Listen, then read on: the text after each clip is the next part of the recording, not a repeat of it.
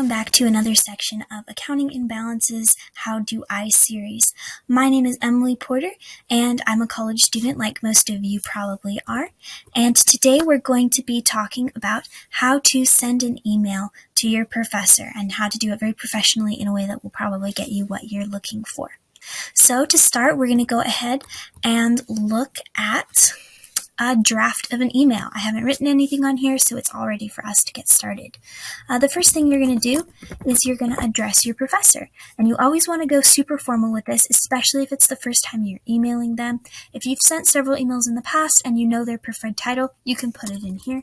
So they might prefer Dear Doctor, or I know Jason prefers that you address him by his first name, but the safest option is to always go for Dear Professor, and then their last name. So Dear Professor Porter. The next thing that you're going to want to do is to introduce yourself. So like you, professors probably have more than one class that they're teaching at the moment, and so they probably have 90 plus students. And so you're always going to want to introduce yourself instead of trying to make them guess who you are. So you want your first and last name right there for them to see, and then you also want to put in what class you're in of theirs. So for this email, I'm going to put in that I'm in online 330 class.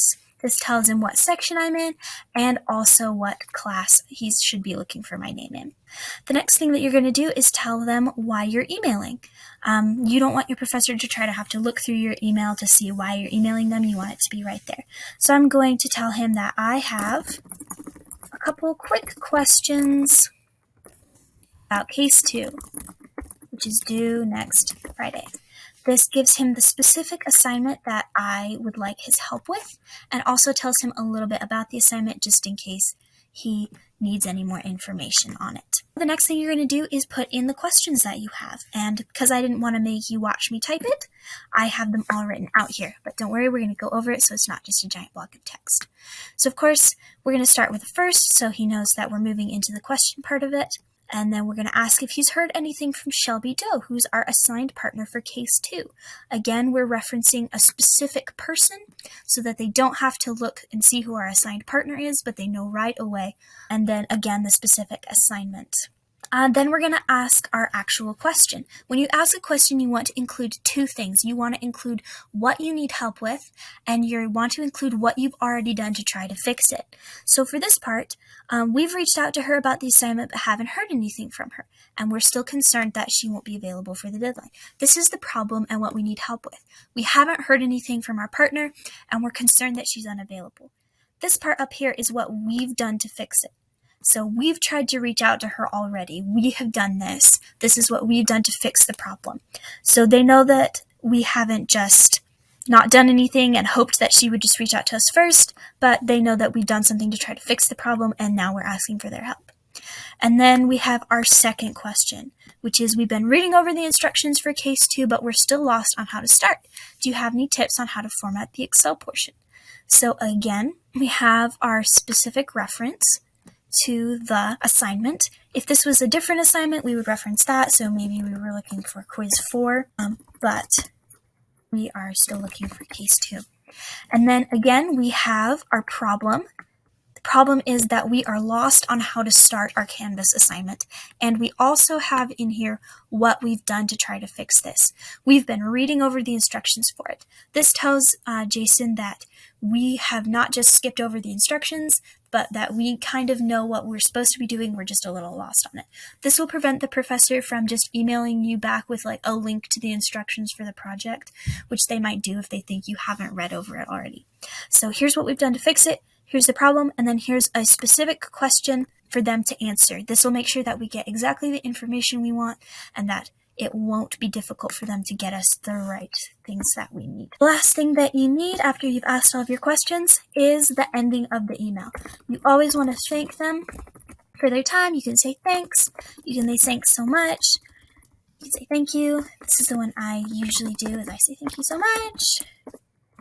Again, you want your first and your last name in there. And then this part is really important. You usually want to have your student ID number at the very bottom.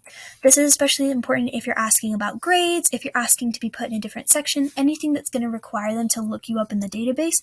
You want to make sure that you have your student ID number in there so that they can look you up without being a problem. The last thing we're going to do is the subject. And the reason that we do it last is so that you know exactly what your subject is going to say. So we know exactly what we're asking about. We're asking about case 2.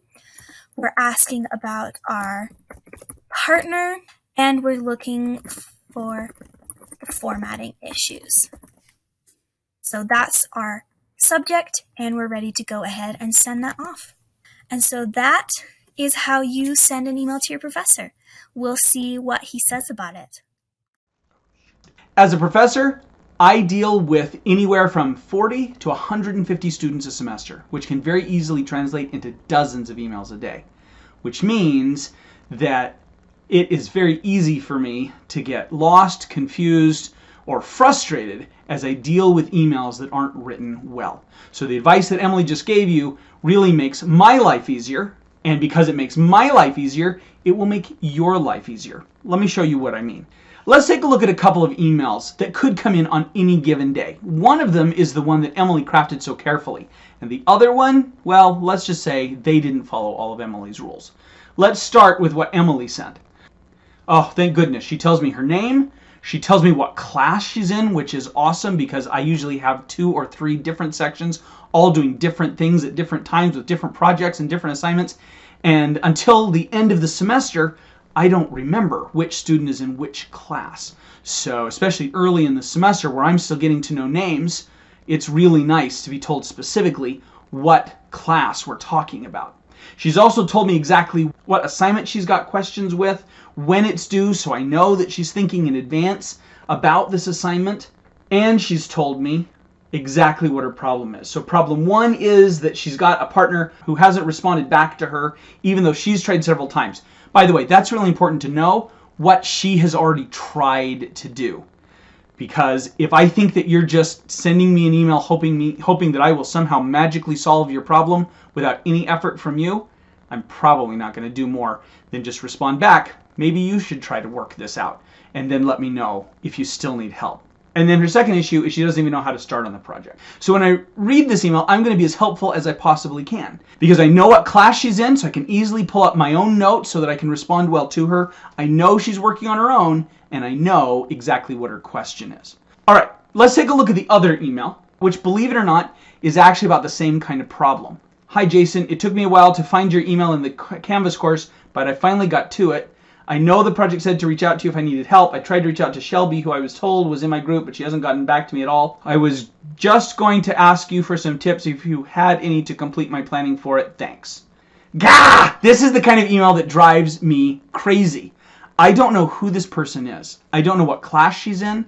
I don't know what assignment she's dealing with. I would have to do a lot of extra work to even get started in helping this individual. I also am not sure what problem she's actually got. Does she need tips on how to submit the assignment? Does she need tips on how to start the assignment? Like Emily did? Is she looking for help with her groupmate? I have got no idea what it is that she needs. So in the first email, I would send back something very clear that basically told Emily, I'm so sorry you haven't heard from your group member. Don't worry, I will help you as much as I can. Here are 2 or 3 steps to get you started. And if you run into trouble, come back. I know you're working on your own, and I'll give you some more help. This email, I would probably not provide any help at all because I don't know what she's talking about. Instead, I would reply back to her with something that basically said, I don't know who you are or what class you're in. Can you please tell me what you're talking about? Now, that doesn't mean I'm not going to help. It just means I can't help until I've got some more information. And that means she's going to lose a day or 2 in getting work done on her project, which can be really painful, especially if she's on her own. Overall, my colleagues and I really want to help. If you'll give us the information we need, most of us will get right back to you and give you the push in the right direction or the assistance that you're looking for so that you can succeed in your classes. And that is how we write a successful email to a professor, remembering to be polite, informative, and aware of the professor's time. And with that, we'll close this video. Hopefully you're feeling a lot better on how to write an email to your professor. We've got more fun subjects we'll talk about in the future. We'll see you then. Thanks.